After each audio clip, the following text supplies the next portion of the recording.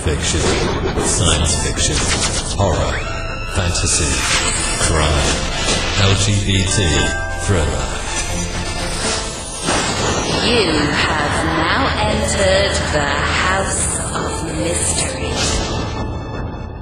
Welcome back into the House of Mystery. I'm Al Warren. Mr. Dave Martino is here. I am.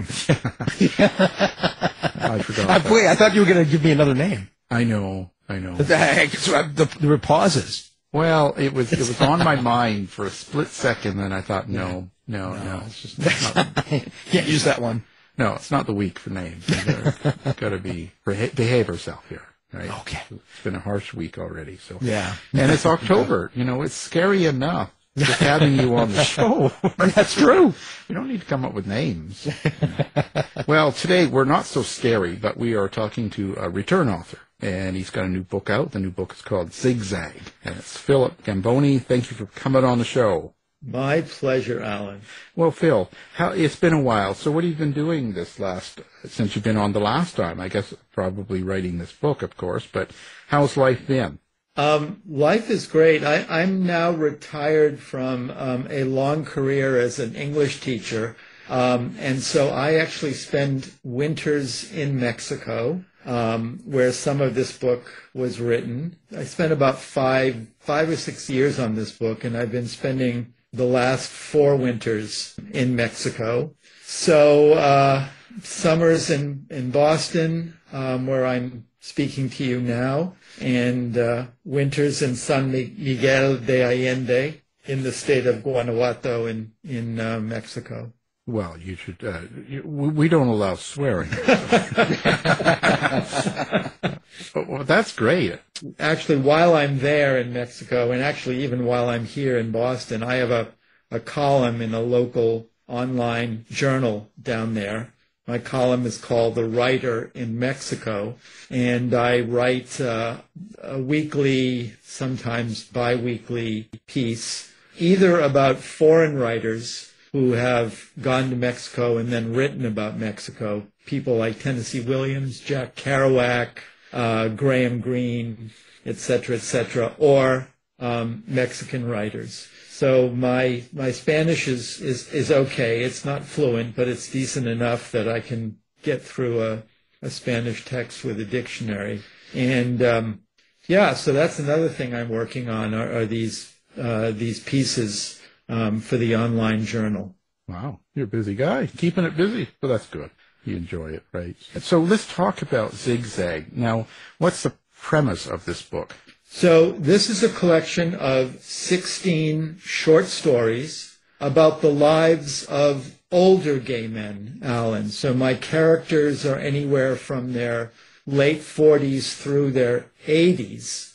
I've got characters who are married, who are single, but may have had boyfriends in the past, some of whom are now looking for a new relationship, some of whom have given up on that, some of whom are in open relationships with their partners.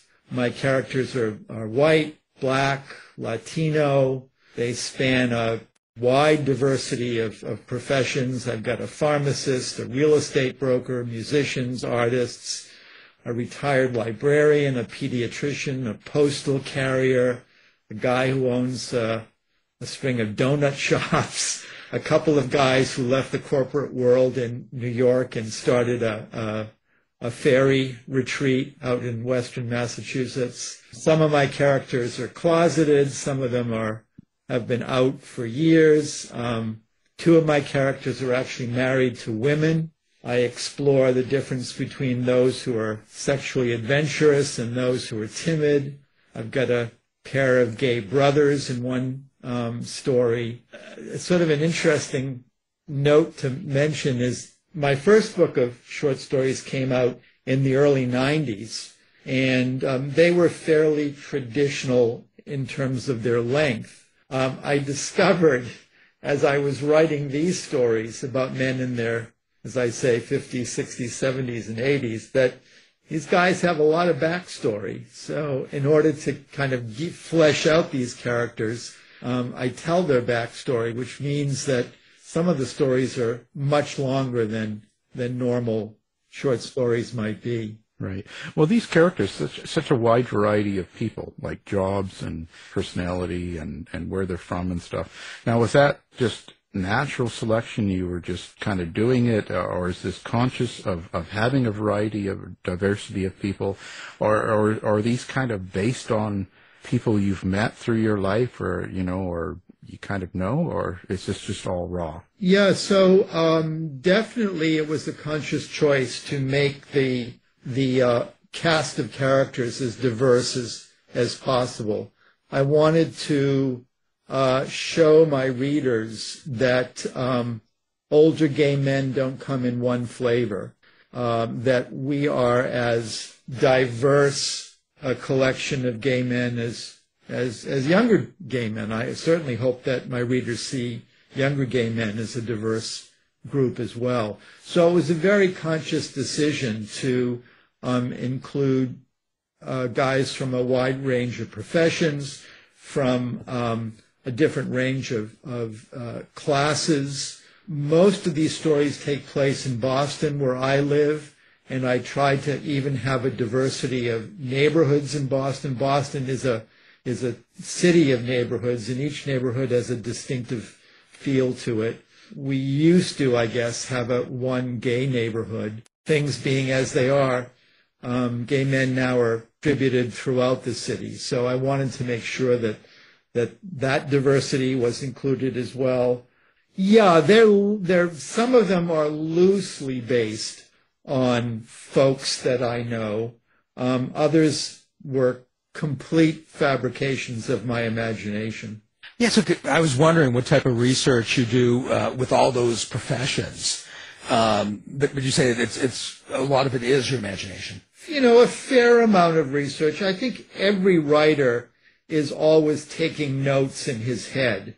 So I have a copious notebook in my head of people and professions and personalities.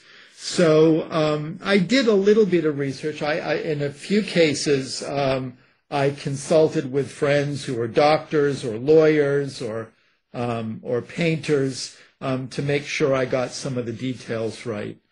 I didn't want to encumber the stories with too much research. I think sometimes the research can show through, and I wanted to make sure that the stories spoke naturally and didn't feel like they were overly researched. How do you create the dialogue with these characters? Do you hear them in your head? Do you kind of play with your characters, or what's your story? I listen to my characters. I used to teach fiction writing at Harvard for a number of years, and I always told my students, if you come into class with a plot in mind, get rid of it. Create your characters, put them on stage, and let them tell you what the story is. Watch them interacting and listen to them talking. Listen to them interacting with each other. And certainly creating dialogue involves the same thing. It's giving your characters the freedom to speak to you. I hope that doesn't sound too mystical or crazy, but I'm definitely of the opinion that you want to create characters who will speak to you and let you know what the story is. So there were definitely times when my characters did and said things that surprised me, and I kind of went with it and followed the trajectory that they were taking. Well, did they take away your license when they found out about this? I think every writer hears voices. Well, your characters, because you were kind of following them and what they were doing, did they ever kind of take the plot of the story off the rails? or were you more in control and able to kind of shape it? Or did you just totally just follow it and it kind of worked out in the end? That's a great question, and I guess the easiest way to answer that is that you have to strike a balance. You have to be in control of your material. Certainly, by the end of the story, by the end of the 10th draft, you as the artist, as the writer, have to be in control of your material. But I think along the way, you want to be as open as possible to to the imagination and to following your characters down paths that you may not have anticipated. It was a yin-yang kind of thing. Sometimes, certainly in the early drafting stage, you just want to give free rein to your imagination. And then once you've got this mess of a story on the page, then you start shaping it, you start finding themes, you start finding a structure, so that by the end, you are in control. When you're putting this together and writing the stories for your different characters or the scenes, are you thinking of your reader? Are you conscious of how you write the scene for how your reader's going to take it or understand it? Yeah, that's a great question too. I think somebody once said that every writer writes the stories that he or she wanted to read. So certainly, to a certain extent, the reader I have most in mind, I suppose, is myself, in the sense that these are stories that I want to read, that I want to follow, that I want to learn from. I think it was James Merrill, a wonderful gay poet, who said that you always have to have courtesy toward your reader as well. So I'm always reading my drafts out loud and thinking, how is this going to come across? How does this sound? Is this sentence confusing? Is this character confusing? Does this character say or do things that might upset certain readers? So yeah, you always have your audience in mind, but as I say, I think the audience I primarily have in mind is me, the one who wants to have these stories out there in the world. Well, so what is it you hope the reader would get from this? Is this just a purely entertainment, or is there a subtext? Do you have little meanings to each of these stories? Yeah, that's another great question. I was thinking about this before our interview today. A couple things came to mind. I think a lot of the stories, because they deal with older characters, are about discovering that you're never too old to learn something new about yourself and to grow. So I hope in each one of these 16 stories, the reader comes across that notion, sees that each one of these characters, as messy as their lives sometimes have been, some of my characters aren't even particularly appealing when you first meet them, that they each go through a journey of self-discovery and grow in some way. And I suppose if there were a message to the whole collection, it's something about learning how to stay awake and alive to life, no matter what life dumps on your lap. It's about learning to make a place for uncertainty in one's life. I think the older we get, maybe we don't get wiser. I think maybe we get more afraid. And these stories are about men discovering that it's okay to stay open, to be uncertain. I chose as the kind of preface to the book a sentence from Philip Roth, who's one of my favorite writers. He says, "But what can I do about the fact that as far as I can tell, nothing is put to rest, however old a man may be?" And I think in some of the cases in my stories, men do come to a place of rest, to a place of new certainty. But along the way, it's certainly been a bumpy ride for some of these guys. Some of my characters are learning to start over after breaking up with a previous boyfriend or husband or lover. Some of my friends are dealing with the loss of friends to illness, to AIDS, to old age. Some of my friends are learning how to date again. Some of my characters are learning how to date again after many, many years out of that circuit. And I think all of them are, in some ways, trying to come to terms with their past and however that past played itself out. Well, with you being so involved with your characters, hearing them and going through it, and in essence, over the last 5 years, you've sort of been living with your characters, and it's a big part of your life. So I have to wonder if that has had a change on you yourself. Oh, you're asking great questions. I'm a pro. Well, certainly over the 5 or 6 years that I wrote these stories, I had been away from short story writing for a while. I've written a couple novels. I wrote a couple books about interviewing gay writers in one case and prominent gay LGBTQ Americans in another case. I wrote a memoir about finding my father in World War II. And then just most recently, I edited a very intimate and sometimes shocking diary by a Harvard professor who led a very closeted life, but a very robust sexual life. So I've been away from short story writing for a while. So certainly one of the things I learned was just, again, how to write short stories. And I think the order of the stories in the book is not the order in which I wrote them. So I'm not going to reveal that. But I think some of the stories, after a while, I was sort of on my game again, and some of the stories came out very quickly and I hope fluently. In terms of learning about myself, I mean, I think, yeah, sure. As a writer, each of us is trying to better understand ourselves, better understand what makes us tick.